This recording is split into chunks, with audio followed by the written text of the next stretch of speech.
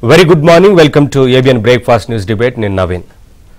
AP CM Chandrababu ప్రధాని మోదీతో పాటు పలువురు కేంద్ర మంత్రులతో భేటీ అయ్యారు. ముఖ్యంగా ఆంధ్రప్రదేశ్ ఆర్థిక స్థితిగతుల గురించి చర్చించినట్లుగా తెలుస్తోంది. ముఖ్యంగా రాష్ట్రంలో గత ప్రభుత్వ పాలనలో ఆర్థికంగా అస్తవ్యస్తం అవ్వడం, అలాగే దుష్ట పాలన సాగించారని, పెద్ద ఎత్తున అప్పులు చేసి రాష్ట్రాన్ని అప్పుల ఊబిలోకి నెట్టారని, తద్వారా ఆర్థికంగా పూర్తిగా రాష్ట్రం నష్టపోయింది అనే అంశాన్ని వివరించినట్లుగా తెలుస్తోంది. ముఖ్యంగా జగన్ పాలనలో అవినీతి విచ్చలవిడిగా జరిగిందని, సహజ వనరులను దోచుకున్నారని, రాష్ట్రాన్ని పునర్నిర్మించాలి అంటే గనక ఖచ్చితంగా కేంద్రం తోడ్పాటు అవసరమైనప్పుడు ఆర్థికంగా సాయం కావాలి అంటూ పలు అంశాలకు సంబంధించి ముఖ్యంగా ప్రధాని మోదీతో భేటీలో భాగంగా వివరించినట్లుగా తెలుస్తోంది. అందులో 7 ప్రాధాన్య అంశాలను నివేదించినట్లుగా సమాచారం. ఇందులో ముఖ్యంగా ఆర్థికంగా చేయుత, అంటే అంతకుముందు చెప్పినట్లుగా ఆర్థికంగా పూర్తి స్థాయిలో రాష్ట్రం నష్టపోయింది. మద్యం పేరుతోని అంటే భవిష్యత్తు కాలంలో రాబోయే ఆదాయాన్ని కూడా చూపించి పెద్ద ఎత్తున అప్పులు చేసి నిధులన్నింటినీ కూడా దారి మళ్లించారు. ఎక్కడా కూడా పెద్దగా ఖర్చు పెట్టింది లేదు, రాష్ట్రాన్ని అభివృద్ధి చేసింది లేదు. మొత్తంగా అయితే ఆర్థికంగా చేయుత ప్రస్తుతం అవసరం అంటూ కోరినట్లుగా తెలుస్తోంది. ఎందుకంటే గత ప్రభుత్వంలో ఆర్థికంగా రాష్ట్రం నష్టపోయిన నేపథ్యంలో ఇక పోలవరానికి సహకారం అందించాలి అంటూ కోరినట్లుగా సమాచారం. ఎందుకంటే పోలవరానికి సంబంధించి నిర్మాణ విషయంలో గత ప్రభుత్వం ఏ రకంగా వ్యవహరించింది అనేది అందరికీ తెలిసిందే. పోలవరం రివర్స్ టెండరింగ్ పేరుతోని, అలాగే రకరకాల విషయాలతోని పూర్తి స్థాయిలో ప్రాజెక్టు ముందుకు వెళ్లకుండా చేశారు. ఎక్కడా కూడా పోలవరం ముందుకు పోని పరిస్థితి ఉన్న నేపథ్యంలో ఈ ప్రాజెక్టుకు సంబంధించి అలాగే ఇతర ప్రాజెక్టులకు సంబంధించి సహకరించాలని కోరారు. ఇక అమరావతికి అండగా ఉండాలి అంటూ కోరారు. గత ప్రభుత్వం 3 రాజధానుల పేరుతోని ఏ ప్రాంతాన్ని కూడా అభివృద్ధి చేయకుండా 3 ప్రాంతాల మధ్య విద్వేషాలు రెచ్చగొట్టే రకంగా వ్యవహరించింది. ఏ ఒక్క ప్రాంతాన్ని కూడా అభివృద్ధి చేయకుండా 5 ఏళ్ల కాలం పాటు రాజధానే లేకుండా ప్రభుత్వాన్ని, ఆంధ్రప్రదేశ్ రాష్ట్రాన్ని నడిపించిన సిచ్యువేషన్ అందరికీ తెలిసిందే. అందుకనే అమరావతికి సంబంధించి అండగా ఉండాలి, పునర్నిర్మాణం చేసేందుకు అండగా ఉండాలి అంటూ కోరారు. మౌలిక వసతుల అదనపు కేటాయింపులు, ఎందుకంటే ఇప్పటికే ఉన్న మౌలిక వసతులతో పాటు అదనపు కేటాయింపులు చేయాల్సిన అవసరం ఉంది. రాజధానితో పాటు 3 ప్రాంతాలకు సంబంధించి కూడా అదనంగా కేటాయింపులు మౌలిక వసతులకు సంబంధించి చేయాల్సిన అవసరం ఉంది అనేది నివేదిక ఇచ్చారు. వెనకబడిన ప్రాంతాలకు బుందేల్ఖండ్ తరహా ప్యాకేజీ అవసరం అనేది స్పష్టం చేశారు. దుగ్గరాజపట్నం అభివృద్ధికి చేయూతను అందించాలంటూ కోరారు. అంటే ముఖ్యంగా కేంద్ర మంత్రులు ఇటు అమిత్ షాతో భేటీ అయ్యారు, పీయూష్ గోయల్తో భేటీ అయ్యారు, మనోహర్ లాల్ ఖట్టర్తో భేటీ అయ్యారు, జేపీ నడ్డాతో భేటీ అయ్యారు, నితిన్ గడ్కరీతో భేటీ అయ్యారు. నితిన్ గడ్కరీతో భేటీ సందర్భంగా పూర్తి స్థాయిలో జాతీయ రహదారులకు సంబంధించి కానీ ఇతర అంశాలకు సంబంధించి సహకరించాలంటూ కోరారు. జేపీ నడ్డాతో ఇతర అంశాలకు సంబంధించి సహకరించాలంటూ కోరారు. ముఖ్యంగా నవ్యాంధ్ర పునర్నిర్మాణానికి సంబంధించి ప్రతి ఒక్కరు కూడా సహకరించాలంటూ వారందరినీ కోరిన పరిస్థితి కనిపిస్తూ ఉంది. ఈరోజు కూడా కేంద్ర ఆర్థిక మంత్రి నిర్మలా సీతారామన్తో భేటీ కానున్నారు. ఆర్థిక స్థితిగతులకు సంబంధించి వారితో చర్చించి రాష్ట్రానికి రావాల్సిన నిధులకు సంబంధించి కానీ ఇతర విభజన అంశాలకు సంబంధించి కానీ చాలా అంశాలకు సంబంధించి వారితో మాట్లాడేందుకు అవకాశం కనిపిస్తూ ఉంది. ముఖ్యంగా ఇక ఇవన్నీ కూడా నివేదిక ఇచ్చిన అనంతరం ప్రధాని మోదీ సహకరిస్తానంటూ సానుకూలంగా స్పందించారు అనేది స్పష్టంగా కనిపిస్తూ ఉంది. చూడాలి మరి ఆ తర్వాత కేంద్రం ప్రవేశపెట్టబోయే బడ్జెట్లో కానీ లేదంటే ప్రత్యేక ప్యాకేజీకి సంబంధించి కానీ ఇంకా ఈ నివేదించిన 7 ప్రాధాన్య అంశాలు ముఖ్యంగా ఆర్థికంగా చేయూతను అందించడం, పోలవరానికి సహకారం, అమరావతి కండ, మౌలిక వసతుల అదనపు కేటాయింపులు, అలాగే వెనకబడిన ప్రాంతాలకు అడిగిన బుందేల్ఖండ్ తరహా ప్యాకేజీ విధానం కావచ్చు, అలాగే దుగ్గరాజపట్నం అభివృద్ధి, ఇతర పోర్టుల అంశానికి సంబంధించి కూడా చర్చించిన నేపథ్యంలో వీటన్నిటికి సంబంధించి కేంద్రం ఎలాంటి సహకారం అందిస్తుంది అనేది చూడాల్సి ఉంటుంది. వీటన్నిటికి సంబంధించి ఇవాళ ప్రధాని మోదీతో ఏపీ సీఎం చంద్రబాబు భేటీ అయ్యారు. ముఖ్యంగా చాలా అంశాలకు సంబంధించి మాట్లాడారు. సానుకూలంగా కేంద్రం నుంచి స్పందన వచ్చినట్లుగా తెలుస్తూ ఉంది. వీటన్నిటికి సంబంధించి ఖచ్చితంగా నెరవేరే అవకాశం ఎక్కువగా కనిపిస్తూ ఉంది. 7 ప్రాధాన్యత అంశాల గురించి ఇంతకుముందు మాట్లాడాం. వీటన్నిటికి సంబంధించి వాళ్ళ మార్నింగ్ డిబేట్లో మాట్లాడదాం. డిబేట్లో పాల్గొంటున్నారు అప్పసాని రాజేష్ గారు, senior political analyst, Saptagiri Prasad గారు, టీడీపీ అధికార ప్రతినిధి, యామిని గారు సాధినేని బీజేపీ అధికార ప్రతినిధి జాయిన్ అవుతారు మరి కొద్దిసేపట్లో. సార్ గుడ్ మార్నింగ్, అందరికీ నమస్కారం. ముందుగా సార్ రాజేష్ గారు, అంటే ఏ అంశాల గురించి ప్రధానితో చర్చించారు ఇదంతా ఇప్పటివరకు మనం డిస్కస్ చేసాం. ముఖ్యంగా రాష్ట్రానికి రావాల్సిన నిధుల విషయం గురించి, ఆర్థికంగా ఏ రకంగా ఆదుకోవాలి, ఇటువంటి విషయాలన్నిటి గురించి మాట్లాడుతూనే గత ప్రభుత్వంలో ఆర్థికంగా ఏ రకంగా రాష్ట్రం నష్టపోయింది, ఏ రకంగా అప్పుల ఊబిలోకి జారుకుంది, ఏ రకంగా నిధుల దారి మళ్లింపు జరిగింది, ఇటువంటి అంశాల గురించి కూడా వివరించారు. అంటే ఎట్లా అర్థం చేసుకోవాలి, పూర్తి స్థాయిలో ఖజానాని ఖాళీ చేయడంతో పాటు భవిష్యత్తులో రాబోయే ఆదాయాన్ని కూడా చూపించి వివిధ కార్పొరేషన్ల పేరుతోని అప్పులు తీసుకున్నారు. వీటిని తీర్చడంతో పాటు మరి రాష్ట్రానికి వాళ్ళ ఆర్థికంగా ఖచ్చితంగా కేంద్రం వెన్నుదన్నుగా నిలవాల్సిన అవసరం ఉంది కదా. ముందుగా ప్యానెల్లో ఉన్న మిత్రులు అలాగే ఏబైన వీక్షకులందరూ కూడా శుభోదయం. చంద్రబాబు నాయుడు గారు నిన్న జూలై 4వ తారీఖు రోజు కేంద్ర ప్రభుత్వ పెద్దల్ని కలవటం కోసం వారు ఢిల్లీ వెళ్ళటం జరిగింది. సరిగ్గా నెల రోజుల ముందు జూన్ 4వ తారీఖు ప్రజలు ఇచ్చిన తీర్పు ద్వారా అఖండ విజయం సాధించి వారు ఎన్నికవటం జరిగింది. అంటే వారు పదవి బాధ్యతలు 12వ తారీఖు చేపట్టినా కూడా జూన్ 4వ తారీఖు రోజు ప్రజలు ఒక స్పష్టమైన తీర్పు ఇవ్వడం జరిగింది. జగన్మోహన్ రెడ్డి గారిని ఓడిస్తూ చంద్రబాబు నాయుడు గారి నాయకత్వంలో ఉన్న ఎన్డీఏ కూటమిని గెలిపిస్తూ ఒక విస్పష్ట తీర్పు ఇచ్చిన నేపథ్యంలో పదవి బాధ్యతలు చేపట్టిన చంద్రబాబు నాయుడు గారు ఆయన ముందు ఒక దాన్ని ఆ పదవి 2014 నాడైనా 2024 నాడైనా ఒక ముళ్ళ కిరీటం లాంటి పదవిగానే దాన్ని పరిగణించాలి తప్ప ఆయనకేదో హోదా వైభవం గౌరవం దక్కినట్టుగా మనం ఫీల్ అవడానికి వీల్లేదు. ఎందుకంటే అటువంటి సంక్లిష్ట పరిస్థితుల్లో రాష్ట్రం కొట్టుమిట్టాడుతూ ఉన్నప్పుడు ఇవాళ ఆయనకు ఆ పదవి దక్కింది.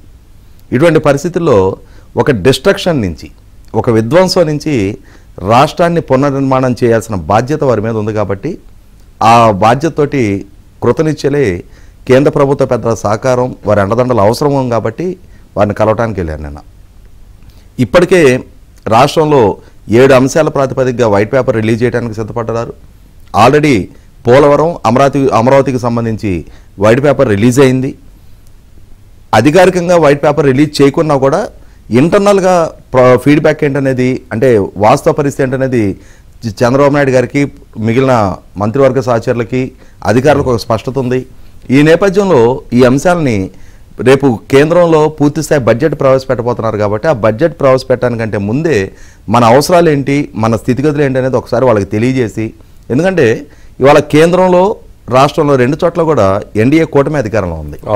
2 చోట్ల 3 పార్టీలు అధికార భాగస్వాములుగా కొనసాగుతూ ఉన్నాయి. కాబట్టి ఇటువంటి పరిస్థితుల్లో వారికి వాస్తవ పరిస్థితిని తెలియజెప్పి వారి సహాయ సహకారాలు అందించడం కోసం చంద్రబాబు నాయుడు గారు నిన్న ఢిల్లీ వెళ్ళడం జరిగింది.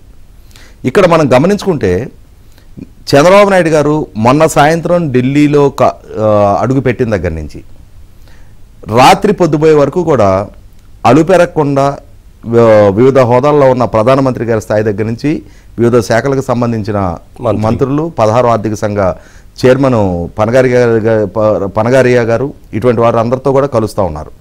ఈరోజు కూడా చాలామంది మంత్రులతోటి, నీతి ఆయోగ్ CEO సుబ్రహ్మణ్యం గారితో వీళ్ళందరితో షెడ్యూల్ అయి ఉంది. అంటే ఇక్కడ అర్థమవుతున్నది ఏంటి, చిత్తశుద్ధితోటి రాష్ట్రం పట్ల, రాష్ట్ర ప్రజల పట్ల, రాష్ట్ర అభివృద్ధి పట్ల అంకిత భావంతో ఉండే నాయకుడి పాలనా తీరు, వ్యవహారశైలి ఎట్లా ఉంటుంది అనేది చంద్రబాబు నాయుడు గారిని చూస్తే అర్థమవుతూ ఉంది. ఇదే సందర్భంలో ప్రజలు కూడా చంద్రబాబు నాయుడు గారిని ఎందుకు ఎంపిక చేసుకున్నారు, జగన్మోహన్ రెడ్డి గారిని ఎందుకు ఓడించారనేది ఇక్కడ ఒక స్పష్టత వచ్చేసింది. కారణం ఏంటి, జగన్మోహన్ రెడ్డి గారు కూడా చాలా సందర్భాల్లో ఢిల్లీ పర్యటన చేసేవారు. ప్రధానమంత్రి గారిని కలిసేవారు, హోంమంత్రి గారిని కలిసేవారు. ముఖ్యంగా ప్రధానమంత్రి గారి కన్నా కూడా హోంమంత్రి గారిని కలవడానికి ఎక్కువ ప్రాధాన్యత ఇచ్చేవారు. హోంమంత్రి గారు బిజీగా ఉంటే ఒక్కసారి అర్ధరాత్రి వరకు వెయిట్ చేసి కూడా ఆయన్ని కలిసి వచ్చిన సందర్భాలు ఉన్నాయి.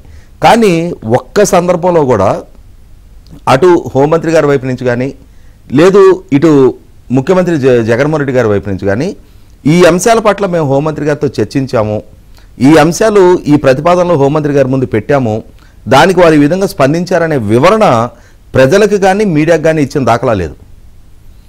ఏం మాట్లాడారు, వీరేం నివేదించారు, దానికి వారు ఏం స్పందించారు అనేది మన ఊహాగానాలకు వదిలేసేవారు.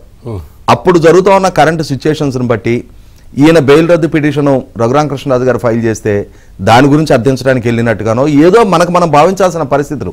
అసలు ఆయన ఎప్పుడు మీడియా మాట్లాడిందే లేదు. అంతే తప్ప నేను ఈ రాష్ట్రానికి ముఖ్యమంత్రిని, 5 కోట్ల మంది ప్రజలకు ప్రతినిధిని, ఈ రాష్ట్ర ప్రతినిధిగా నేను ఇక్కడికి వచ్చాను, నేను ఇక్కడ మాట్లాడే ప్రతి మాట ఈ రాష్ట్రానికి సంబంధించిందే అయ్యి ఉండాలి, కాబట్టి దాని గురించి ప్రజలకి మీడియాకి తెలియజేయాలనే కనీస మాత్రపు బాధ్యత ఆయన ఏ రోజు తీసుకోవాల. ఎట్లుండేదంటే మనకి గతంలో మా గ్రామాల్లో ఒక సామెత ఉండేది, సింగడు అద్దంకి పోను పోయాడు రాను వచ్చాడు అని చెప్పని. ఒక రైతు దగ్గర సింగయ్య అని చెప్పని ఒక జీతగాడు ఉన్నాడు. రాత్రిపూట ఆ రైతు చెప్పాడు, అరే సింగయ్య రేపు పొద్దున అద్దంకి వెళ్ళి రావాలి అని చెప్పని. ఉదయం రైతు సింగయ్యని కేకేశాడు, సింగయ్య అద్దంకి వెళ్ళి రావాలి రా అని చెప్పని. అయ్యగారు నేను రాత్రి వెళ్ళి వచ్చేసాను అన్నాడు. మీరు చెప్పారు కదా వెళ్ళాలని చెప్పని నేను రాత్రి వెళ్ళి వచ్చాను. ఎందుకు వెళ్ళావు, ఎందుకు వెళ్ళాలో నేను చెప్పలేదు కదా. ఏమో మీరు అద్దంకి వెళ్ళి రావాలన్నారు కదా, నేను ఉదయం ఎటు చెప్తారు కదా అని చెప్పని రాత్రి మీరు పడుకున్నాక నేను వెళ్ళొచ్చేసా అద్దంకి. ఈయన ఎందుకు పంపించాలనుకున్నాడో అతనికి స్పష్టత లేదు. రైతు వెళ్ళాలి అన్నాడు కాబట్టి వెళ్ళాడు, వచ్చాడు. అదేవిధంగా జగన్మోహన్ రెడ్డి గారు కూడా గత 5 సంవత్సరాల్లో ఎన్నో సందర్భాల్లో ఢిల్లీ ఎందుకు వెళ్ళారో ఎందుకు వచ్చారనేది రాష్ట్ర ప్రజలకు మాత్రం సింగయ్య టైప్లోనే ఉంది. ప్రజలకి స్పష్టత లేదు, ఆయనకైనా స్పష్టత ఉందో లేదో తెలియదు. ఆయన అవసరాల కోసం వెళ్ళారని దానివల్ల రాష్ట్రానికి వనగురిన ప్రయోజనం అయితే ఏమాత్రం లేదు అనేది ప్రజలు ఒక స్పష్టతకు వచ్చేశారు. కాబట్టి ఇంతటి భారీ విజయం నమ్మకం కూటమి మీద కనపరిచారు. ఆ నమ్మకాన్ని నిలబెట్టుకునే దిశగానే చంద్రబాబు నాయుడు గారు ఆయన పనితీరు చాలా వేగంగా మొదలుపెట్టారు.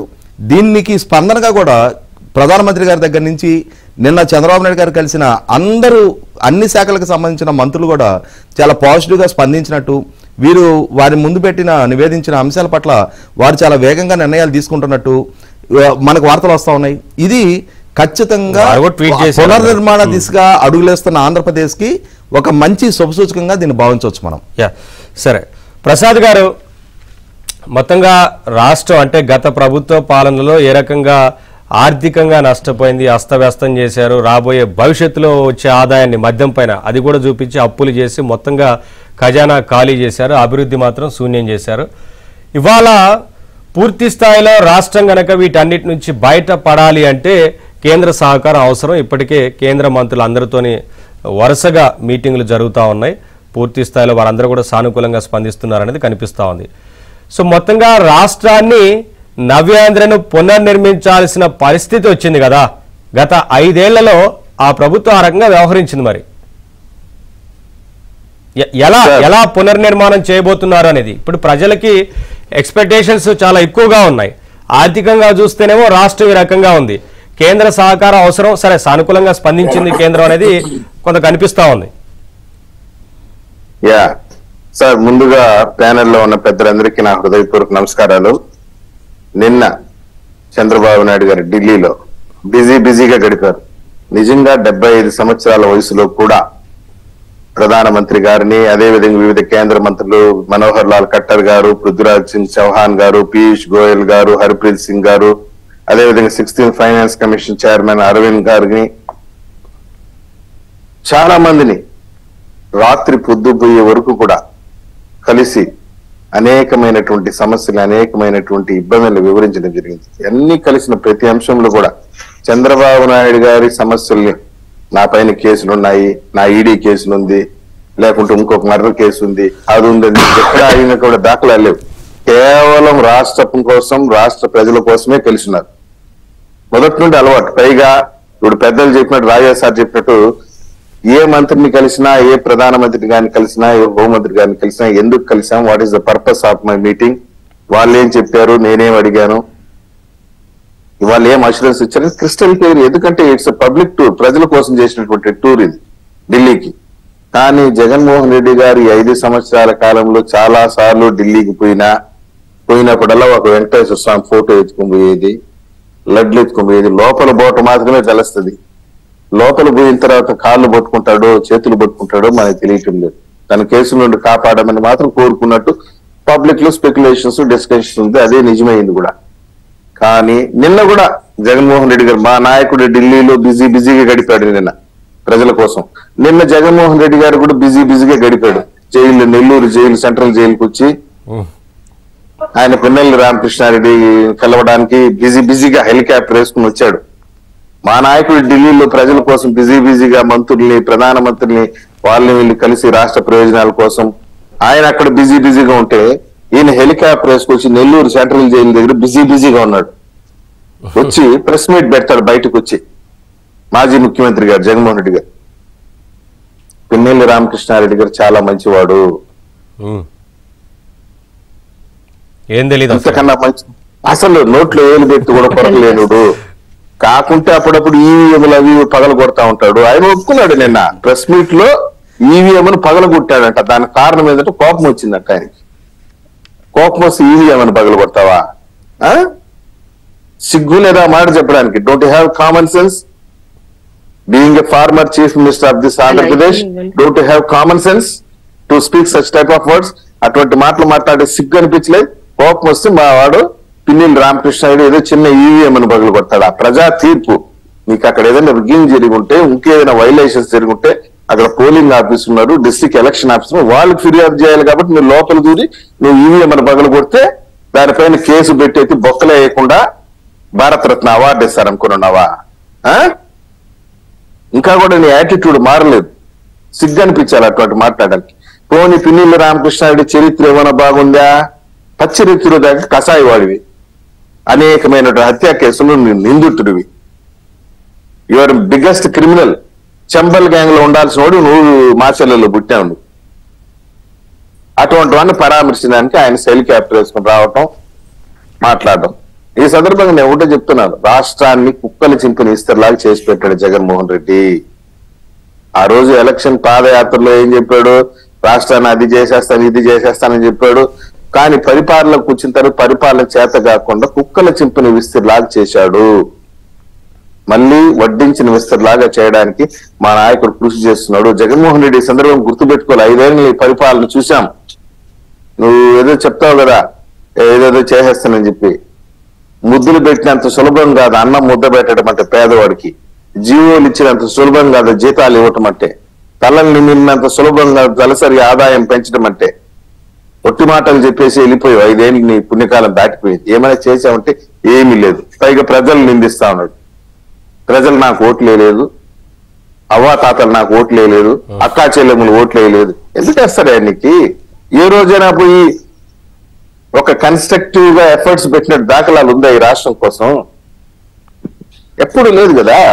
ఈరోజు మా నాయకుడు తిరుగుతున్నాడు, 75 సంవత్సరాల వయసు. మాకే ఆశ్చర్యం వేస్తాం. కరెక్ట్ 100 కిలోమీటర్లు ఓటమి అనంతరం అయినా సరే రిపోర్టర్లు అడిగితే ఏమన్నా చెప్తారేమోనని అందరూ ఎక్స్పెక్ట్ చేశారు జగన్మోహన్ రెడ్డి గారి నుంచి. కానీ అడుగుతుండగానే అక్కడి నుంచి వెళ్ళిపోతున్నారు. ఇప్పుడు అతనికి ముఖం చాలటం లేదు. ఏం చెప్పాలనుకున్నారో అది చెప్తారు, ఎవరిని ప్రశ్న కూడా వెళ్ళిపోతూనే ఉన్నారు. అంతే. ఇప్పుడు రిపోర్టర్స్ అడిగిన ప్రశ్నకి డజంట్ హ్యావ్ రిప్లై. కాకుండా ఒక విషయంలో జగన్మోహన్ రెడ్డి గారు చెప్పాడు సార్, మొన్న ఎమ్మెల్సీ మీటింగ్ పెట్టి, వాళ్ళ పార్టీ మీటింగ్ పెట్టి 3 మాటలు నిజం చెప్పేశాడు.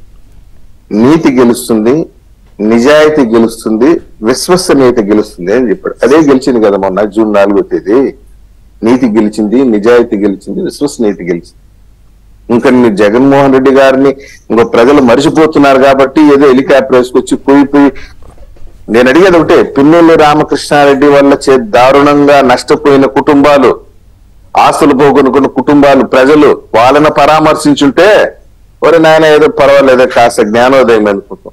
పచ్చినేతుడు దాకా కషాయ వాడిని వచ్చి జైల్లో పరామర్శించి ఓదార్చి, పిల్లి రామకృష్ణారెడ్డి మంచివాడు, సౌమ్యుడు, నిరాడంబరుడు, నిగర్వి, నోట్లో ఏలు పెడితే కొరకలేనోడు అంత ఫోన్ తీసుకొచ్చి లోపల వేసి పెట్టినారు. కోరెడ్డి దంపతిగా ఏం సిగ్గే చేస్తాను ఇట్లాంటి వాళ్ళు. ఇంకా ఇన్నిసార్లు గెలిపించారు అని మరొకటి గెలిపించారు, 4 సార్లు గెలిపించారంట ఆయన్ని. 4 సార్లు గెలిపించారు. మాచర్లలో హీస్ నోన్ క్రిమినల్. అతని హిస్టరీ షీట్ తీసి చూడండి, ఎన్ని హత్యల కేసుల్లో ఉన్నాయి, వాళ్ళ కుటుంబం పైన ఎన్ని మర్డర్ కేసులు ఉంది. మొన్న వైసీపీ అధికారంలో ఉండి తోట చంద్రయ్య అనేటువంటి వ్యక్తిని మేకను కోసినటువంటి వ్యక్తి సార్ అతను. ఆ సీన్ చూస్తే మీరు, ఆ ఫోటో చూస్తే మీరు ఓర్చుకోలేరు, అంత దారుణంగా ఉంటుంది అతని యాక్టివిటీస్. భయపెట్టి ఈ రోజు నీ పాపాలన్నీ పండింది. ఇన్ని వదిలేసి మళ్ళీ ఎలా కాపాడాలి అనే ప్రయత్నమే ఇప్పుడు మా నాయకుడు ఢిల్లీలో వెళ్ళి బంతుల్ని ప్రజల కోసం కలుస్తున్నాడు. ఈయనైనా జగనన్న ఖైదీల పరామర్శ యాత్ర అనే పథకం స్టార్ట్ చేసినాడు. జగనన్న ఖైదీల పరామర్శ యాత్ర అనే పథకం స్టార్ట్ చేసి మొట్టమొదటిగా పిన్నెల్లి రామకృష్ణారెడ్డి 5 సంవత్సరాలు ఇంకా దానికే సమయం సరిపోతుంది. అట్లయితే మొత్తం అటు ఇప్పుడు నెల్లూరు నుండి చిత్తూరుకు వస్తాడు, పెద్దిరెడ్డి రామచంద్రరెడ్డి గారిని పరామర్శిస్తాడు, ఓదారిస్తాడు. అన్నా నువ్వు నీ నియోజకవర్గం పోలేకపోతున్నావు, ఏంది కర్మ, నేను కూడా పోలేని పరిస్థితి ఉండదు, ఆడిపోతే బిల్లుల కోసం నన్ను దొరుకుంటున్నారు, నిన్ను పోతే ప్రజలు. యామిని గారు గుడ్ మార్నింగ్ అండి. ఏంటి మొత్తంగా అంటే కేంద్ర సహకారం ఇప్పుడు చాలా అవసరమైందని చెప్పాలి. పూర్తి స్థాయిలో నివేదించిన 7 ప్రాధాన్యత అంశాలకు సంబంధించి కూడా సరే ఓకే చెప్పినట్లుగానే నిన్నంతా మనకు వార్త. సో మొత్తంగా రాష్ట్రాన్ని పునర్నిర్మాణం చేయాలి అంటే ఇవాళ కేంద్ర సహకారం అవసరం. యామిని గారు, నా ఆడియో క్లియరా మీకు? యామిని గారు సరే సార్, మొత్తంగా గారు మొత్తంగా నవ్యాంధ్ర పునర్నిర్మాణం మొత్తం కూడా రాష్ట్ర ప్రభుత్వానికి కేంద్రం సహకరించాల్సిన అవసరం ఉంది. ఏ అంశాలకు సంబంధించి ప్రధానంగా అమరావతి కావచ్చు, పోలవరం కావచ్చు, ఆర్థికం కావచ్చు, ఏది తీసుకున్నా సరే ఆర్థికంగా ముఖ్యంగా రాష్ట్రాన్ని గాడిన పెట్టాలంటే కనుక కేంద్ర సహకారం అనేది తప్పనిసరి. సో ఎట్లా ఉంటుందనుకోవచ్చు? ఒకటండి, కేంద్ర సహకారం అనేది సంపూర్ణంగా ఉంటుంది. అది అంటే రాష్ట్రము గడిచిన 5 సంవత్సరాల్లో ఎటువంటి ఆర్థిక పరిస్థితులను ఎదుర్కొన్నది, అసలు ఆర్థిక పరిస్థితి ఏమిటి, రాష్ట్రంలో 0 ఉంది ఆదాయం. ఎందుకంటే ఆయన జగన్మోహన్ రెడ్డి తను ప్రతిపక్ష నేతలాగా ఉన్నప్పుడు పాదయాత్రలు చేసి ప్రజలందరికీ హామీలు గుప్పించుకుంటూ వెళ్ళాడు నవరత్నాలని. వచ్చిన తర్వాత ఆదాయం పైన దృష్టి పెట్టకుండా కేవలము ఈ సంక్షేమ పథకాలని నెరవేర్చడం కోసము తనకి చేత కాకపోయినా అప్పులు తీసుకొచ్చి ప్రతి శాఖలోనూ కూడా అప్పులు తీసుకురావడమే కాకుండా అవినీతి చేయడము. ఇక్కడ ఇంకొకటి, ఒక వ్యక్తి డైరెక్ట్ గా అవినీతి చేస్తే, కరప్షన్ చేస్తుంటే కనీసం దాన్ని మెజర్ చేయడానికి కొద్ది తక్కువ టైం సరిపోతుంది. కానీ జగన్మోహన్ రెడ్డి 5 ఏళ్ల పాలనలో వ్యవస్థీకృతమైనటువంటి అవినీతి జరిగిందంటే కింద గ్రామ స్థాయి నుంచి రాష్ట్ర స్థాయి వరకు, తన గ్రామ స్థాయి కార్యకర్త నుంచి రాష్ట్ర స్థాయి నాయకులు ఎవరైతే మంత్రులు ఉన్నారో అక్కడి వరకు కూడా ప్రతి ఒక్కరూ అవినీతి చేయడంతో సరిపోయింది. అందుకనే ఇప్పుడు కొత్త ప్రభుత్వానికి ఎన్నో సవాళ్లు ఉన్నాయి. అందుకే 7 శ్వేతపత్రాలను రిలీజ్ చేశారు. అంటే యాజ్ ఇట్ ఈజ్ గా ఉన్నటువంటి పరిస్థితి ఏమిటి అనేది, ఇవన్నిటినీ కూడా ముందు సవాళ్ళని, అంటే ఒకటి అవినీతిని ఎక్కడెక్కడ చేశారని తెలుసుకోవడము, రెండోది వాటిని కరెక్ట్ చేసుకుంటూ పోవడము, మూడోది ఆదాయ మార్గాలను పెంచుకోవడము. దీనికి సంబంధించి రాష్ట్రంలో మనందరికి తెలిసిందే 2nd లార్జెస్ట్ కోస్టల్ లైన్ ఉంది. అలాగే పెట్రోలియానికి సంబంధించి కూడా మన దగ్గర బాగా నిక్షిప్తాలు ఉన్నాయి అని చెప్పని మనకు తెలుసు. అందుకే నిన్న చంద్రబాబు నాయుడు గారు, అంటే ఏ మనిషి ఎటువంటి ఆలోచనలో ఉంటాయో అదే పని చేస్తూ ఉంటారంటారు. ఇందాక పెద్దలు చెప్తున్నట్టు కరెక్ట్ గా జగన్మోహన్ రెడ్డి గారికి జైళ్లు, అవినీతి కేసులు, మర్డర్లు ఇట్లాంటివే కాబట్టి ఆయన ఎంతసేపటికి ఆయన ఆలోచన అంతా అలానే తిరిగింది. అదే చంద్రబాబు నాయుడు గారు గాని, ఇప్పుడు ఎన్డీఏ కూటమి ప్రభుత్వం గాని మొదటి నుంచి కూడా ఈ రాష్ట్రంలో ఏ జిల్లాలో ఎలాంటి మానవ వనరులు ఉన్నాయి, ఎటువంటి సహజ వనరులు ఉన్నాయి, ఏ విధంగా ఆదాయాన్ని పెంచుకోవాలి, పరిశ్రమలు తీసుకురావాలనే వాటిపైన పెట్టారు. 2014 నుంచి 19 వరకు మన రాష్ట్రంలో అద్భుతమైనటువంటి ఎలక్ట్రానిక్, ఐటీ, మ్యానుఫ్యాక్చరింగ్ ఇట్లాంటి పాలసీలు కూడా ఉన్నాయి. ఇప్పుడు కూడా మళ్ళీ ఆ పాలసీలన్నింటినీ కూడా మళ్ళీ తయారు చేసుకోవడము. అలాగే కేంద్రానికి సంబంధించి నిన్న ప్రధానమంత్రి గారిని కలిశారు, హోంశాఖ మంత్రి గారిని కలిశారు. అలాగే పట్టణాభివృద్ధి, గ్రామీణాభివృద్ధి, వాణిజ్యానికి సంబంధించినటువంటి మంత్రులు, వ్యవసాయ శాఖ మంత్రిని కలిశారు. ఎందుకంటే ఏ రాష్ట్రమైనా సరే అభివృద్ధి చెందాలంటే ఇన్ఫ్రాస్ట్రక్చర్ డెవలప్మెంట్ అనేది చాలా ఇంపార్టెంట్. అందుకనే roads and building Nitin Gadkari గారిని కూడా కలిశారు. జాతీయ రహదారులు ఇంకా పెంచాలి అని చెప్పని, అలాగే జాతీయ రహదారి విజయవాడ నుంచి హైదరాబాద్ వరకు అలా కొన్ని ప్రతిపాదనలు కూడా, అలా అమరావతి చుట్టూ ఔటర్ రింగ్ రోడ్ కానివ్వండి, వ్యవసాయానికి సంబంధించినటువంటి ఆక్వా పార్క్ మనకి ఇవ్వడం గురించి కానీ, పెట్రోలియం శాఖకు సంబంధించినటువంటి BPCL రిఫైనరీ. ఎందుకంటే ఇవన్నీ కూడా మనకున్నటువంటి సహజ వనరులను ఇంకా ఉపయోగించుకుంటూ ఉంటే ఒకటి ఆదాయ మార్గం ఏర్పడుతుంది. అలాగే గత ప్రభుత్వంలో సహజ వనరులని రాష్ట్ర ప్రయోజనాల కోసం కాకుండా వారి సొంత ప్రయోజనాల కోసం ఏ రకంగా ఉపయోగించుకోలేదు, దోచుకున్నారని చెప్పొచ్చు. ఈ అంశం కూడా అదే పోర్టులు ఉన్నాయి ఉదాహరణకి. అలాగే మనకి సముద్ర గర్భం చాలా పెద్దగా ఉంది, కానీ అక్కడ జగన్మోహన్ రెడ్డి గారు ఏం చేస్తారు అందరికీ తెలుసు. ఆయన ప్రైవేట్ పోర్టుల నుంచి కూడా ఎన్ని లక్షల కోట్లు ఈ రాష్ట్రాన్ని దాటించేశాడు. ఆఖరికి బియ్యాన్ని కూడా అమ్ముకున్నాడు అనేది మనం ABN లో ఎన్నో సార్లు కూడా మాట్లాడుకోవడం కూడా జరిగింది. అట్లాగా ప్రతి శాఖకి వెళ్ళడము, అంటే ఇప్పుడు ముఖ్యమంత్రి గారు మెయిన్ ఆలోచన అదే. పట్టణాభివృద్ధికి కోసము, అలాగే ఇండస్ట్రియల్ డెవలప్మెంట్, ఇది చాలా ఇంపార్టెంట్ ఆస్పెక్ట్ అండి. ఎందుకంటే ఇప్పుడు ఫారిన్ డైరెక్ట్ ఇన్వెస్ట్మెంట్స్ ద్వారా మన రాష్ట్రంలోకి పరిశ్రమలు రావాలి పెద్ద ఎత్తున అని చెప్పి నేను అనుకుంటే గనక దానికి అనువైనటువంటి ఒకటి స్టేబుల్ గవర్నమెంట్ ఉండాలి, అవినీతి లేకుండా ట్రాన్స్పరెంట్ గా అంటే ఎకో సిస్టమ్ బాగుండాలి, యూజర్ ఫ్రెండ్లీ లాగా అంటే ఇన్వెస్టర్ ఫ్రెండ్లీ గవర్నమెంట్ అనేది ఉండాలి. దాంతో పాటు మౌలిక వసతులు ఉండాలి, అంటే అప్రోచ్ రోడ్ గానీ, దానికి కావాల్సినటువంటి నీరు గానీ, అన్ఇంటరప్టెడ్ పవర్, ఇట్లాంటివన్నీ కూడా. ఇప్పుడు నిన్న చంద్రబాబు నాయుడు గారు అడిగారు, పారిశ్రామిక కారిడార్లు ఏవైతే ఉన్నాయో వాటికి రైల్వే, రోడ్డు, నీరు, విద్యుత్ ఇవి కూడా కావడానికి ఖర్చు అవుతుంది కాబట్టి ఆర్థికంగా రాష్ట్రం ఇంత నష్టపోయింది, ఇన్ని లక్షల కోట్లు అప్పు చేశారు, సంక్షేమం పేరుతోనేమో 2,60,000 కోట్లు 70,000 కోట్లు ఎంతో వేసామంటున్నారు. ఇంత పెద్ద ఎత్తున అప్పు చేశారు, ఎటుపోయింది ఈ డబ్బంతా? ఆ సంక్షేమంలో కూడా 1,75,000 కోట్లు కేంద్రం ఇచ్చిందండి. అతను ఇచ్చింది దాంట్లో 70% కేంద్రమే ఇచ్చింది. మిగతా అంతా ఎటు మళ్ళించారు, ఏమైపోయింది? వీటన్నిటి మీద విచారణలు అవసరం కదా? ఖచ్చితంగా అవసరమేనండి. అందుకనే ఇందాక చెప్పినట్టు ప్రతి శాఖలో కూడా ప్రతి మంత్రులు అలాగే అధికారులు కూడా ఇప్పుడు ఆయా శాఖలో జరిగినటువంటి అవినీతి గురించి లెక్కలు తీస్తున్నారు. ఇప్పటికే ఒక విద్యుత్ శాఖ రంగం తీసుకుంటేనే మనకి దాదాపు 1,50,000 కోట్ల రూపాయల అప్పుల్లోకి వెళ్ళింది. దాంట్లో అసలు అప్పటికి అంత అప్పు చేసి కూడా ప్రజలకి, గ్రామాలకి గాని, రైతులకి గాని, సామాన్య ప్రజలకి కరెంట్ ఇచ్చి అన్ఇంటరప్టెడ్ పవర్ ఇచ్చేటటువంటి పరిస్థితి లేదు. అంటే ఎంత దాదాపు 75,000 కోట్లు అవినీతి జరిగిందనేది మన విచారణలో కూడా తెలిసింది. అలాగే టీటీడీ విషయం కానీ, దేవాదాయ భూములు, లక్షల ఎకరాలు దేవాలయ భూములను కూడా వీళ్ళు కబ్జా చేయడం, 55,000 ఎకర్స్ ను కూడా కబ్జా చేయడం అనేది జరిగింది. అలా ప్రతి శాఖలో కూడా అవినీతి జరిగింది, అధికారుల పైన వేటు పడుతోంది. అవినీతి చేసి ప్రజల సొమ్ము, ప్రభుత్వ సొమ్ము తీసుకున్నటువంటి వారిని ఎవరినైనా సరే రివెంజ్ పాలిటిక్స్ ఉండవు. ఎందుకనంటే ఎన్డీఏ ప్రభుత్వం వచ్చినప్పటి నుంచి ఒకటే చెప్తున్నారు, అది చంద్రబాబు నాయుడు గారు కానివ్వండి, పవన్ కళ్యాణ్ గారు కానివ్వండి, రివెంజ్ పాలిటిక్స్ అనేవి ఉండవు. కానీ అలా అని తప్పు చేసిన వాళ్ళకి శిక్ష అయితే పడుతుంది, తప్పించుకునేటువంటి అవకాశం లేదు, శిక్షలు ఉంటాయనేది వారు కూడా ముందు నుంచి చెప్తున్నారు. అప్పుడే ప్రజలకి సరైనటువంటి న్యాయం జరుగుతుంది. ఇక కేంద్రానికి సంబంధించి ఆల్రెడీ ఇప్పుడు తెలంగాణ ముఖ్యమంత్రి గారితో కూడా మాట్లాడుతున్నారు, హోంమంత్రి గారితో కూడా చంద్రబాబు నాయుడు గారు అదే మాట్లాడారు. విభజన చట్టానికి సంబంధించి ట్రాన్స్కో గానీ, విద్యుత్ శాఖకి సంబంధించినటువంటి ఏవైతే డిస్క్రిపెన్సీస్ ఉన్నాయో అవన్నీ కూడా తేల్చాలి అని, అట్లానే ఆర్టీసీకి సంబంధించి ఇలాగే ఏవైతే పొందుపరిచారో అవన్నీ కూడా సామరస్యంగా తేల్చుకోవాలి, ఏపీకి రావాల్సినటువంటి కూడా రావాలి అనేది చర్చలు కూడా జరుగుతూ ఉన్నాయి. ఒకటి వికసిత్ భారత్, హోంమంత్రి గారు కూడా అదే చెప్పారు, వికసిత్ భారత్, వికసిత్ ఆంధ్రప్రదేశ్ కి పైన అక్కడ సెంట్రల్ లో ఉన్నటువంటి ఎన్డీఏ ప్రభుత్వం కట్టుబడి ఉంది. ఇక్కడ కూడా డబుల్ ఇంజిన్ సర్కార్ ఎన్డీఏ ప్రభుత్వమే ఉంది కాబట్టి ఖచ్చితంగా విభజన చట్ట హామీలే కాకుండా ఇప్పుడున్నటువంటి ఇన్ఫ్రాస్ట్రక్చర్ డెవలప్మెంట్ ప్రాజెక్ట్సే కాకుండా ప్రతి రాష్ట్రము కూడా స్పెషల్ ప్రాజెక్ట్స్ అడుగుతూ ఉంటుంది. అందుకనే 16వ ఆర్థిక సంఘం చైర్మన్ గాని కూడా కలవడం జరిగింది ముఖ్యమంత్రి గారు.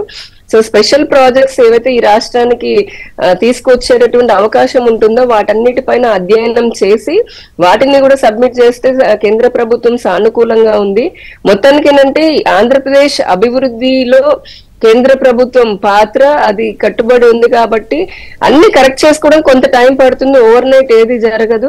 సో ముందు అర్థం చేసుకుంటూ దాన్ని తగిన ప్రతిపాదించి దాని నుంచి నిధులు రావడము, ఈలోపు ఇక్కడ ఉన్నటువంటి రాష్ట్రంలో ఉన్న పరిస్థితులను కూడా చక్కదిద్దే విధంగా ప్రజలకి, పారిశ్రామికవేత్తలకి ఒక నమ్మకాన్ని కలిగించాలి. అలాగే స్కిల్ నైపుణ్య గణన కూడా చేస్తున్నారు కాబట్టి which is another important aspect. అది కూడా అయితే మనకి యాక్చువల్ స్టేటస్ తెలుస్తుంది. సో ఏ విధంగా చూసుకున్నా కూడా ప్రభుత్వం అంటే ఏ రకమైన సహకారం ఎలా ఉండబోతుంది అనేది చూడాల్సి ఉంది. కష్టమో నష్టమైనా సరే ఆంధ్రప్రదేశ్ అభివృద్ధిని చేయడం అనేది మా ప్రభుత్వం పైన ఉన్నటువంటి బాధ్యత, మేము దాన్ని నెరవేరుస్తాం కూడా. ఓకే సార్, రాజేష్ గారు, అంటే వాస్తవ పరిస్థితిలోకి వచ్చినప్పుడు కేంద్ర సహకారం అనేది అవసరం. ఇప్పుడు ఖచ్చితంగా రాష్ట్రం ఆర్థికంగా నష్టపోయింది కాబట్టి ఇది అందరికీ తెలుసు, కేంద్ర సహకారం అందించాల్సిందే. సో వాస్తవంగా సాధ్యాసాధ్యాలు ఎలా ఉంటాయి, కేంద్ర సహకారం ఎలా ఇస్తుంది అనే దాని మీద సరిగ్గా ఇందాక మనం ప్రస్తావించినట్టుగానే ప్రజల తీర్పు, ఎన్నికల లెక్కింపు జరిగి నిన్నటికి 1 నెల రోజులు. ఈ 1 నెల రోజుల్లో పదవి బాధ్యతలు చేపట్టి జూన్ 12వ తారీఖు పదవి బాధ్యతలు చేపట్టారు. ఆ రోజు నుంచి మనం ఏం వింటున్నాం, బ్రోరేజెస్ కార్పొరేషను ఎండీగా ఉన్న వాసుదేవ్ రెడ్డి ఫైల్స్ మొత్తం మాయం చేశాడు అని చెప్పని అతని మీద సిఐడి కేసు నమోదైంది. మైనింగ్ ఎండీగా ఉన్న వెంకటరెడ్డి అతను రికార్డ్స్ మొత్తం మాయం చేశాడని చెప్పని విచారణ జరుగుతూ ఉంది. వేల కోట్ల రూపాయలు టీడీఆర్ కుంభకోణం జరిగిందని వార్తలు వస్తూ ఉన్నాయి. 1000 టన్నుల రేషన్ బియ్యం కాకినాడ పోర్టులో స్వయంగా civil supplies minister Nadendla Manohar గారు వెరిఫై చేసి పట్టుకోవడం జరిగింది. ఇట్లా మనం శ్రీకాకుళం నుంచి చిత్తూరు జిల్లా దాకా ఒక్కొక్క జిల్లాలో దోపిడీ జరిగిన ప్రకృతి వనరులు, అధికారాన్ని అడ్డుపెట్టి జరిగిన దోపిడీ, ఇవి ఒక పక్క కనిపిస్తూ ఉన్నాయి. అదే సందర్భంలో మనకి పాజిటివ్గా ఏం కనిపిస్తూ ఉన్నాయి?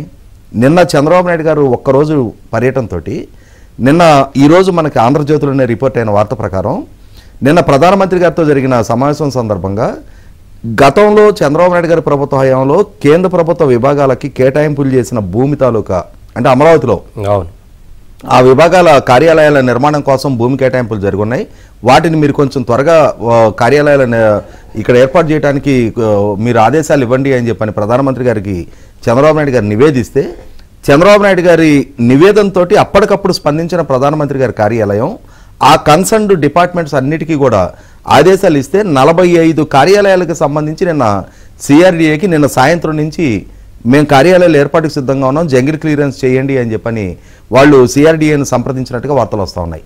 అంటే ఎంత వేగంగా ఆ పనులు పురోభివృద్ధి సాధిస్తూ ఉన్నాయి. తర్వాత ఇంకొక కీలకమైన అంశం, 2019 జనవరి ఫిబ్రవరిలో అనుకుంటా బహుశా ఎక్స్ఎల్ఆర్ఐకి సంబంధించి ఫౌండేషన్ జరిగింది. 2018లో భూమి కేటాయింపులు అయినాయి. ఎక్స్ఎల్ఆర్ఐ ఇస్ ద అంటే మనకి ఇండియాలో ఐఐఎమ్స్లో ఏబిసిఎల్ అని ఉంటాయి, టాప్ 4 ఐఐఎమ్స్, అహ్మదాబాదు, బెంగళూరు, కలకట్టా, లక్నో. వాటితోటి సమాన స్థాయి అయిన మేనేజ్మెంట్ స్కూల్ ఎక్స్ఎల్ఆర్ఐ జంషెడ్పూర్ వాళ్ళు మనకి అమరావతిలో ఇక్కడ ఒక క్యాంపస్ నిర్మాణం చేయడానికి ముందుకొచ్చి ప్రభుత్వం వాళ్ళకి భూమి కేటాయింపు చేసి 5,000 మంది విద్యార్థులకి ఇక్కడ అకామిడేట్ చేయడానికి వాళ్ళు సిద్ధపడితే 5 సంవత్సరాలు జగన్మోహన్ రెడ్డి గారి ప్రభుత్వం దాన్ని తరిమేశారు ఇక్కడి నుంచి. ఈరోజు మళ్ళీ తిరిగి వాళ్ళు ముందుకొచ్చి క్యాంపస్ ఏర్పాటు చేయడానికి సిద్ధపడుతున్నారు. ఆ భవనాలు 250 కోట్ల రూపాయలతో భవనాలు, 5,000 మంది పిల్లలకి ఇక్కడ విద్యాబోధన చేయడానికి తగిన వసతులు ఏర్పాటు చేస్తామని చెప్పని ముందుకు వస్తూ ఉన్నారు. ఆల్రెడీ ఇప్పటికే మనకు అక్కడ ఎస్ఆర్ఎం, విట్టు లాంటి టెక్నికల్ బేస్డ్ యూనివర్సిటీస్ వచ్చాయి. ఇప్పుడు మేనేజ్మెంట్కి సంబంధించి ఎక్స్ఎల్ఆర్ఐ లాంటి ఒక ప్రెస్టేజియస్ 100% ఏబిసిఎల్ ఐఐఎమ్స్ టాప్ 4తో సమానమైన స్థాయి ఉన్న ప్రెస్టేజియస్ ఇన్స్టిట్యూట్ అది. అటువంటి ఒక సంస్థ మనకు అమరావతిలో ఏర్పాటైతే అది మన రాష్ట్ర విద్యార్థులకే కాదు, దేశ విద్యార్థులకి, అంతర్జాతీయ విద్యార్థులను కూడా అకామిడేట్ చేయగలిగే క్యాంపస్ అది. అటువంటివి. తర్వాత నిన్న నితిన్ గడ్కరీ గారితో చంద్రబాబు నాయుడు గారి సమావేశం సందర్భంగా నిడమానూరు 6 కిలోమీటర్ల ఫ్లైఓవర్ గురించి, అలాగే హైదరాబాదు, ఇందాక యామిని గారు ప్రస్తావించిన హైదరాబాదు విజయవాడ ఎక్స్ప్రెస్ వే గురించి, అలాగే తూర్పు బైపాస్ రోడ్డుకి క్లియరెన్స్ ఇచ్చారు అని చెప్పని, అమరావతి ఔటర్ రింగ్ రోడ్డుకి క్లియరెన్స్ ఇచ్చారు అనేది ఇవన్నీ కూడా ఒక పాజిటివ్ సైన్సే కదా. ఖచ్చితంగా ఆ కేంద్ర ప్రభుత్వం నుంచి ఆ విధమైన ఫండింగ్ వచ్చి వాటికి సంబంధించిన కార్యకలాపాలు మొదలైతే ఇక్కడ ఎకనామిక్ యాక్టివిటీ బిగిన్ అవుద్ది, ఇక్కడ స్థానికంగా ఉపాధి కల్పన జరుగుతుంది, రాష్ట్రానికి రోడ్ ఇన్ఫ్రాస్ట్రక్చర్ పరంగా ఒక ఫెసిలిటేషన్ ఏర్పడుతుంది. తప్పనిసరిగా దానివల్ల ఒక గ్రోత్ కారిడార్ ఎస్టాబ్లిష్ అవడానికి ఆస్కారం ఉంటుంది. మన హైదరాబాదు ఔటర్ రింగ్ రోడ్డు ఏర్పాటు అయిన తర్వాత ఔటర్ రింగ్ రోడ్డు ఫార్మేషన్కు ముందు తర్వాతగా ఇవాళ మనం హైదరాబాద్ అభివృద్ధిని చూడొచ్చు. అదేవిధంగా అమరావతి ఔటర్ రింగ్ రోడ్డు కానీ, ఇవాళ విజయవాడ తూర్పు బైపాస్ అనేది కానీ, కృష్ణానది మీద రాబోతున్న బ్రిడ్జెస్ కానీ, ఇవన్నీ కూడా రోడ్డు కనెక్టివిటీని చాలా ఈజీగా మార్చడానికి ఆస్కారం ఉంది, అభివృద్ధికి కారకం అవుతాయి. అదే సందర్భంలో సంస్థలు గ్రౌండింగ్ అవడానికి ఇవాళ మచిలీపట్నం దగ్గర బీపీసీఎల్ వాళ్ళ ద్వారా ఏర్పాటు చేయబోతున్న రిఫైనరీని 60,000 కోట్ల రూపాయల పెట్టుబడిని మచిలీపట్నం దగ్గర ప్రతిపాదించినట్టుగా నేను వార్తలు వస్తూ ఉన్నాయి. నిన్న కన్సర్న్ మినిస్టర్ గారితో మాట్లాడినప్పుడు బాలశౌరి గారు కూడా మీటింగ్లో ఉండి మచిలీపట్నం దగ్గర అయితే మీకు అంటే వారు మినిస్టర్ గారు 2-3 వేల ఎకరాలు మాకు భూమి అవసరం అంటే మా దగ్గర అయితే మాకు ఆ భూమి అవైలబిలిటీ ఉంది, మీరు ఇక్కడ ప్రపోజ్ చేయమనంటే చంద్రబాబు నాయుడు గారు కూడా దానికి సానుకూలంగా స్పందించి కరెక్ట్ మచిలీపట్నం అయితే మీకు పోర్టు కూడా అందుబాటులో ఉంది, అక్కడ ల్యాండ్ అవైలబిలిటీ ఉంది, మీకు కావాలంటే ఇంకా అదనంగానే ఇస్తామని చెప్పని మినిస్టర్ గారు మీరు చెప్పినట్టే ఇవన్నీ కూడా ఏంటంటే ఇవి అంటే దీనితోటి అయిపోయినట్టు కాదు, ఇవి తొలి అడుగులు. ఈ తొలి అడుగులు పాజిటివ్గా కనిపిస్తూ ఉన్నాయి. అదే సందర్భంలో ఖచ్చితంగా చీకటి మరకలు ఉన్నాయి, వాటి మీద లోతైన విచారణ జరిగి తీరాల్సిందే. బాధ్యులైన వాళ్ళని ఏ ఒక్కరిని కూడా స్పేర్ చేయాల్సిన నెసెసిటీ లేదు. అధికారం అనేది ప్రజలు కట్టబెట్టిన అధికారాన్ని దుర్వినియోగం చేసి వాళ్ళ వ్యక్తిగత ప్రయోజనాల కోసం, వ్యక్తిగత స్వార్థాల కోసం ఇవాళ చీఫ్ సెక్రటరీగా పనిచేసిన సమీర్ శర్మ అనే వ్యక్తి అతను పొల్యూషన్ కంట్రోల్ బోర్డు చైర్మన్గా ఉండి అతని ఆదేశాలతోటి ఆయన చెప్తేనే నేను ఈ ఫైల్స్ తగలబెట్టాను అని చెప్పని మొన్న రాత్రి అరెస్ట్ అయిన డ్రైవర్ నాగరాజ్ చెప్తా ఉన్నాడు. ఎందుకు స్పేర్ చేయాలి? తీసుకెళ్ళి లోపలేసేయాలి. ఓఎస్డి రామారావుని అరెస్ట్ చేశారు. సమీర్ శర్మను మాత్రం అంటే అతను మాజీ ఐఏఎస్ అధికారి అయితే స్పేర్ చేయాలా? ఎవరిని స్పేర్ చేయాల్సిన నష్టం లేదు ఈ విషయాల్లో. ఇవాళ వేల కోట్ల రూపాయల టీడీఆర్ బాండ్లకు సంబంధించిన అవకతవకలు బయటకు వస్తూ ఉన్నాయి. పేపర్ల నిండా అవే కథనాలు వస్తూ ఉన్నాయి. తణుకు, విశాఖపట్నం, తిరుపతిలో 4,000 కోట్ల రూపాయల టీడీఆర్ బాండ్ ఇష్యూ అయినాయి అని అంటే సప్తగిరి ప్రసాద్ గారు వారు ప్రాపర్ అక్కడ అంటే ఎంత దోపిడీకి పాల్పడ్డారు. ఖచ్చితంగా ఇటువంటి విషయాల్లో ఏ ఒక్కరిని స్పేర్ చేయాల్సిన నష్టం లేదు. జరిగిన అవకతవకల మీద విచారణ జరగాలి. అదే సందర్భంలో ప్రజలు ఏ నమ్మకంతో అయితే కూటమికి అధికారం కట్టబెట్టారో ఆ నమ్మకాన్ని నిలబెట్టుకోగలిగే సామర్థ్యము, అనుభవము, పరిజ్ఞానము, పరిణతి చంద్రబాబు నాయుడు గారికి వాళ్ళ కేబినెట్ సహచరులకు ఉన్నాయి. కాబట్టి ఇవాళ మీకు పార్లమెంటు సభ్యులు కూడా ఒక యంగ్ స్క్వాడ్ ఉన్నారు. ఇప్పుడు ఒకప్పుడు మన పార్లమెంటు సభ్యులు ఏదైనా ఇష్యూ గురించి ప్రాపర్గా ప్రజెంట్ చేయాలంటే కొంత కమ్యూనికేషన్ ల్యాప్సెస్ ఉండేవి. ఇవాళ మనం చూస్తున్నాం అక్కడ ఉన్న యంగ్స్టర్స్ అటు ఇంగ్లీష్లో అయినా హిందీలో అయినా ప్రాపర్గా ప్రజెంట్ చేయగలిగే కొత్త జనరేషన్ నాయకత్వాన్ని ఎంపిక చేసి పంపించారు. అటు దగ్గుమల ప్రసాదరావు గారు, కృష్ణప్రసాద్ గారు లాంటి సీనియర్స్ ఉన్నారు. వాళ్ళు కూడా ఉన్నత ఐఆర్ఎస్ రిటైర్డ్, ఐపీఎస్ రిటైర్డ్ అధికారులు. వాళ్ళు కూడా అద్భుతంగా పరిపాలన అనుభవము, విషయ పరిజ్ఞానము, వాగ్దాటి, ప్రాపర్ కమ్యూనికేషన్ స్కిల్స్ ఉన్న ఇంతమంది పార్లమెంటు సభ్యులు కూడా ఇప్పుడు రాష్ట్రం నుంచి అక్కడ ప్రాతినిధ్యం వహిస్తున్నారు. ఇటువంటి సందర్భంలో కేంద్ర ప్రభుత్వం కూడా సానుకూల దృక్పథంతో ఉంది. కాబట్టి ఖచ్చితంగా ప్రజలు కనపరిచిన నమ్మకాన్ని నిలబెట్టుకునే దిశగానే కూటమి ప్రభుత్వ తొలడుగులు ఉన్నాయి. ఇది రాష్ట్రానికి 100% శుభసూచకంగానే మనం పరిగణించవచ్చు. మీరు చెప్పినట్లుగా కొంత సర్వతోముఖాభివృద్ధి అంటాం చూడండి. 100% అంటే ఇప్పుడు నిన్న చంద్రబాబు నాయుడు గారు రోడ్ ఇన్ఫ్రాస్ట్రక్చర్ దగ్గర నుంచి అగ్రికల్చర్ మినిస్టర్ దాకా అందరిని కలిశారు కదా. ఎనర్జీ మినిస్టర్, పెట్రోలియం మినిస్టర్స్ అందరిని కలుస్తా ఉన్నారు కదా. కాబట్టి అక్కడ అర్బన్ హౌసింగ్ కట్టర్ గారు, కాబట్టి అన్ని రంగాలకు సంబంధించిన మంత్రుల్ని కలుస్తా ఉన్నారు. ఇవాళ రక్షణ శాఖ మంత్రి గారి దగ్గర నుంచి కేంద్ర ఆర్థిక శాఖ మంత్రి గారి దగ్గర నుంచి ఈరోజు కలవబోతా ఉన్నారు. Niti Aayog vice chairman CEO Subrahmanyam గారిని కలుస్తున్నారు. ఇటువంటి సందర్భంలో చంద్రబాబు నాయుడు గారికి ఒక స్పష్టత ఉంది. ఆయనకి సుదీర్ఘ పరిపాలన అనుభవం ఉంది. ఏ అంశాలని ఎవరి దగ్గర ప్రస్తావించాలి అనేది వారికి ఉన్న స్పష్టత. కాబట్టి మనం గతంలో లాగా అన్ని అంశాలని తీసుకెళ్లి అమిత్ షా గారికి చెప్పే జగన్మోహన్ రెడ్డి గారిని చూసాం. ఇవాళ ఎవరెవరికి నిర్ణయాధికారం ఉంది, ఎవరెవరి దగ్గర ఏ అంశాలు ప్రస్తావించాలనే పరిణతి ప్రదర్శిస్తున్న చంద్రబాబు నాయుడు గారిని చూస్తాం. వీటన్నిటిలోకెల్లా ముఖ్యమైన అంశం అంటే పోలవరం పూర్తి స్థాయిలో అంటే పూర్తి అవ్వడానికి సహకరించాలి. అలాగే నిధులు కేటాయింపుకు సంబంధించి చర్చించారు. ఆ శాఖకు సంబంధించిన వారితో చర్చించారు, ప్రధానమంత్రితోనే చర్చించారు. అంటే గత ప్రభుత్వం పోలవరం నిర్మాణానికి సంబంధించి ఏ మాత్రం చిత్తశుద్ధితో లేదు అనే విషయం ప్రజలందరికీ తెలుసు. ఎందుకంటే ఏ రకంగా నష్టపరిచారు, ప్రాజెక్ట్ని ఏ రకంగా డ్యామేజ్ చేసే ప్రయత్నం చేశారు, రివర్స్ టెండరింగ్ అన్నారు, అదన్నారు, ఇదన్నారు. అసలు ప్రాజెక్టుని ముందుకు తీసుకుపోగా ఇంకా చాలా వెనక్కి తీసుకెళ్లారు. ఇప్పుడు అందరికీ ఆశతో ఎదురు చూస్తున్నారు. పోలవరం పూర్తవుతుంది అన్న ఒక ఆశతో ఎన్నో ఏళ్ల నుంచి ఎదురు చూస్తా ఉన్నారు. కళ అంటే సార్, ఏదైనా చేయాలి అంటే ఒక నాయకుడికి కెపాసిటీ ఉండాలి, క్యాలిబర్ ఉండాలి, కరేజ్ ఉండాలి, కమిట్మెంట్ ఉండాలి. ఇవన్నీ ఉన్న నాయకుడు చంద్రబాబు నాయుడు. జగన్మోహన్ రెడ్డికి ఇవన్నీ ఏమీ లేవు. ఒక కరేజ్ గానీ, ఒక కెపాసిటీ గానీ, ఒక క్యాలిబర్ గానీ, ఒక కమిట్మెంట్ గానీ లేదు. ఆయనకు కన్నింగ్నెస్ అండ్ కరప్షన్, ఇవి రెండే ఆయనకుండేది. Cunning fellow and corrupt fellow. నేను చెప్తున్నా, 2014లో మా నాయకుడు ముఖ్యమంత్రి అయినప్పుడు కూడా రాష్ట్రం కొక్కులు చింపులు ఇస్తలాగానే ఉండింది.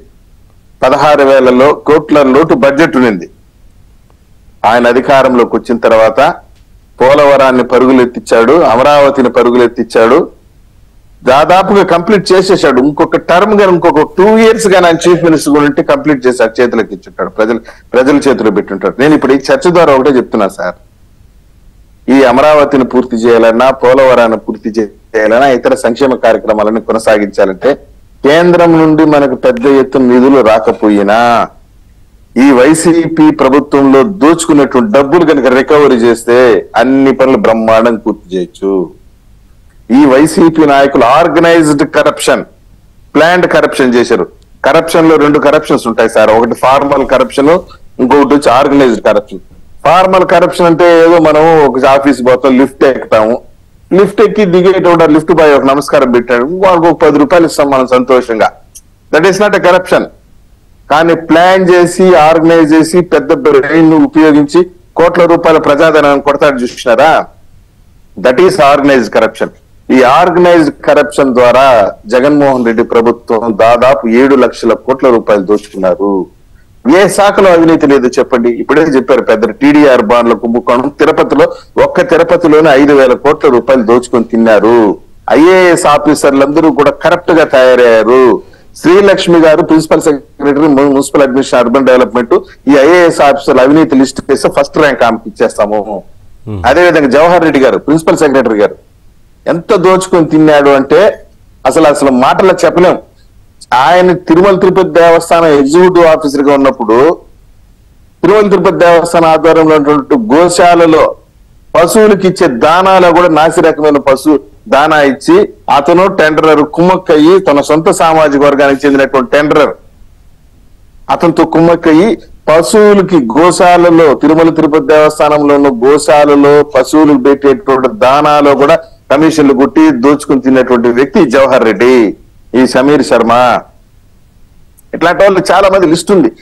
ముఖ్యంగా బ్రెవరేజెస్ కార్పొరేషన్ లో చీప్ లిక్కర్ అమ్మి 20,000 కోట్ల రూపాయలు వాసుదేవ్ రెడ్డి, మైన్స్ లో వెంకటరెడ్డి దాదాపు 20,000 కోట్ల రూపాయలు, ఇసుకని కర్ణాటకకి, బెంగళూరుకి, తమిళనాడుకి తరలించినటువంటి వ్యక్తి. ఆడుదాము ఆంధ్ర పేరుతో క్రీడల శాఖల్లో అవినీతి, నాసి రకమైన బ్యాట్లు, బాళ్ళు, గ్లౌజులు కొని ఊరికానే భోజనాలు పెట్టినామని, అది పెట్టామని, ఇది పెట్టి బిల్లులు పెట్టుకుని తిన్నారు. లేదు పంచాయతీరాజ్ ఇప్పుడు ఆడుదాము ఆంధ్ర అనేది ఒక పెద్ద స్కామ్ సార్. ప్రతి స్కీము ఒక స్కామ్ సార్, నీకేం సందేహం లేదు సార్. జగనన్న విద్యా దీవెన అనే పేరుతో బుక్కులు, బ్యాగులు, బెల్ట్లు, బూట్లు, షూలు ఇచ్చారు కదా, అన్ని నాసి రకమైనవి. చిక్కీలు, అవును సార్, చిక్కీలు పిల్లలు, చిన్న పిల్లలు, పేద పిల్లలు, ఎస్సీ ఎస్టీ బీసీ పిల్లలకి ఇస్తారు కదా చిక్కీలు. రక్తహీనత ఉంటుంది వాళ్ళలో, వాళ్ళ యొక్క బ్లడ్ క్వాలిటీ పెరగాలి, హెచ్బి యొక్క వాల్యూస్ పెరగాలని చిక్కీలు ఇస్తారు, రెఫర్ చేస్తారు డాక్టర్. ఆ చిక్కీల్లో కూడా అవినీతి చేసుకుని నాసి రకమైన చిక్కీలు ఇచ్చి పేద పిల్లలు కడుపు కొట్టినారు. ఇంత దోచుకుని తిన్నారు. ఇవన్నీ కనుక రికవరీ చేసేస్తే, ఇవన్నీ డబ్బులని దోచుకున్న డబ్బులని కనుక మనం రికవరీ చేస్తే కేంద్రం నుండి కూడా మనకు పెద్ద అదే కోరుకునేది. అంటే కేవలం అరెస్టులు కాదు, రికవరీ చేయాలి. వీళ్ళు అరెస్టులు చేసి ఏమవుతారు? హ్యాపీగా జైలుకి పోతారు. సార్ మేము మాజీ మంత్రులమి, మేము మాజీ ఐఏఎస్లమి, మాకు స్పెషల్ గ్రేడ్ జైలు ఇవ్వండి అని చెప్పేసి మంచి జైలు తీసుకుంటారు. మళ్ళీ కొన్ని రోజులు వండుకొని బెయిల్ పిటిషన్ వేస్తారు, నాకు ఒళ్ళు బాగాలేదు, గుండె నొప్పి, అది నొప్పి, ఇది నొప్పి అని చెప్పేసి హాస్పిటల్ తీసుకుంటారు. ఆడ గమ్మున వేసి రోజుల్లో కొడుకుని నిద్రపోతారు. 3 నెలలు 4 నెలలు ఉంటారు, బెయిల్ మీద బయట వస్తారు. ఇంకా వాళ్ళ ఘన సన్మానాలు, మేళతాళాలు, ఇంకా అన్న వచ్చిన డబ్బా అని చెప్పి ఊరేగింపులు, టపాసులు కలిసి ఈ దరువు ఉంటది. అది కాదు మనకు కావాల్సింది. వాళ్ళు దోచుకొని తిన్నటువంటి డబ్బులని రికవరీ చేయాలి. ఇవన్నింటి కూడా నేను చెప్తున్నా కదా సార్, స్పీడప్ చేస్తారు. ముఖ్యంగా వాసుదేవ్ రెడ్డి దోచుకున్న డబ్బులు, వెంకటరెడ్డి గారు రికవరీ చేస్తే రాష్ట్రం పునర్నిర్మాణం అవుతుంది, ఇంకా ఇంకా ఎక్కువ మిగులుతుంది కూడా. బ్రహ్మాండ శ్రీలక్ష్మి గారి దగ్గరనే దాదాపు 10,000 కోట్ల రూపాయల అవినీతి జరిగింది. ఇతర డిపార్ట్మెంట్లో పనిచేసేట్టు వాళ్ళందరినీ కూడా మున్సిపల్ డిపార్ట్మెంట్ కి మెర్జ్ చేసుకుని డెప్యుటేషన్ మీద తీసుకుని దోచుకొని తిన్నారు.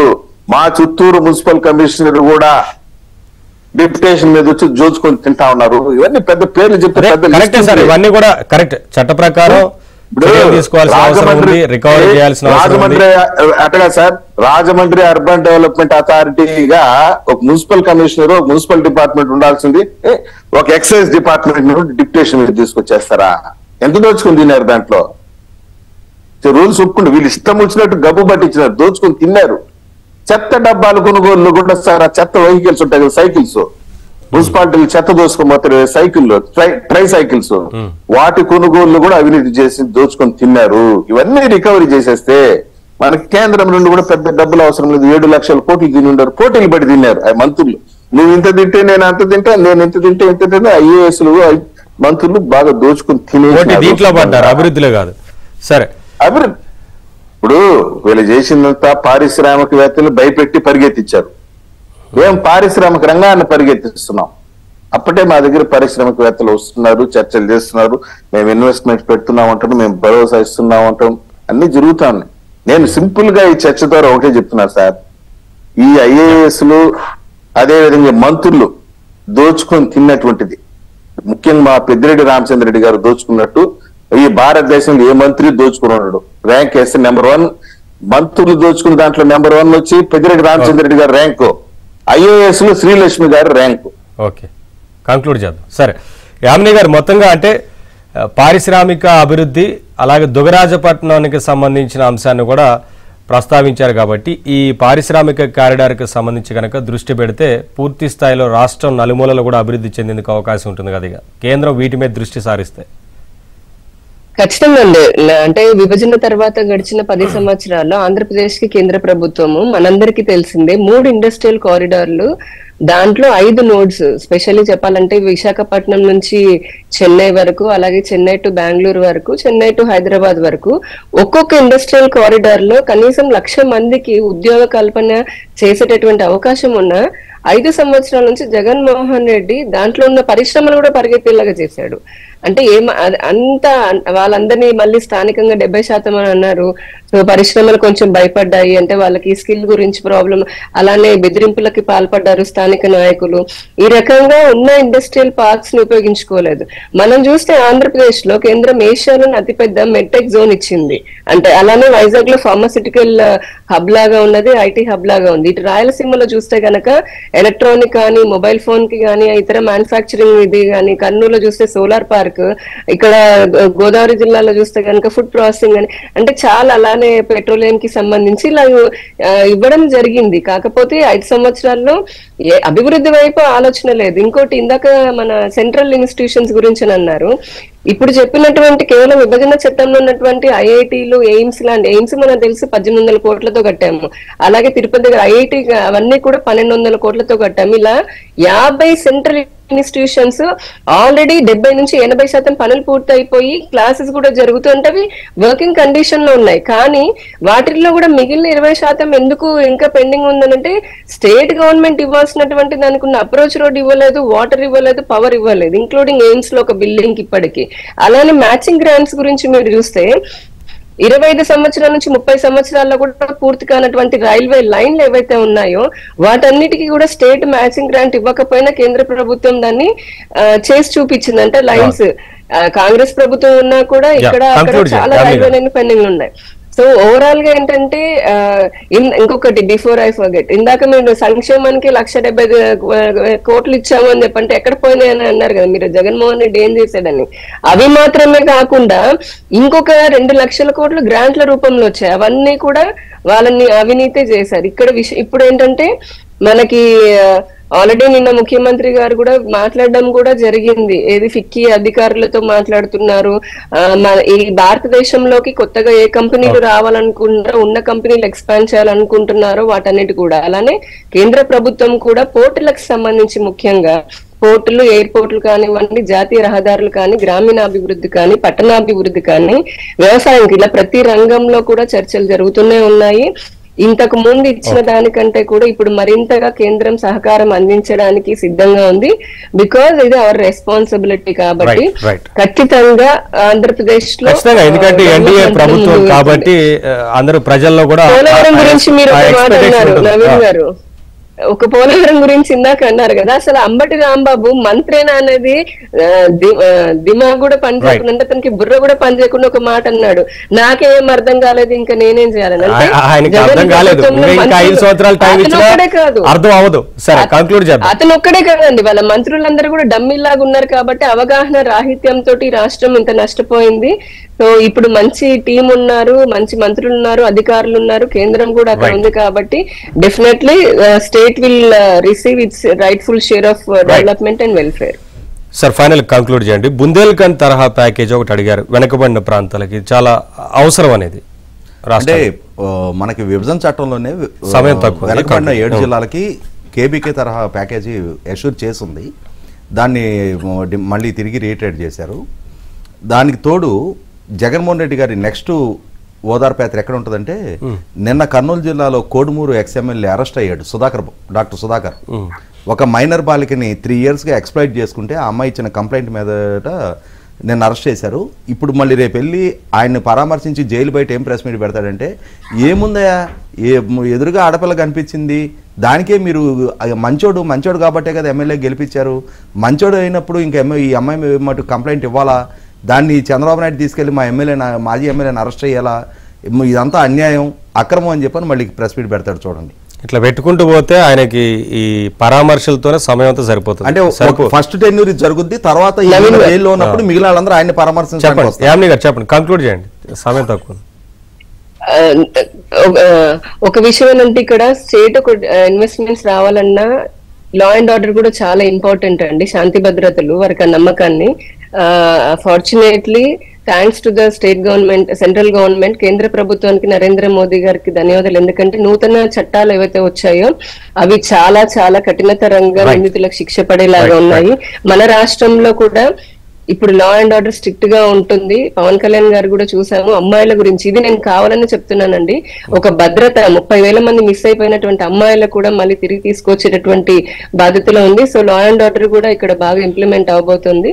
అదొక మంచి సైన్.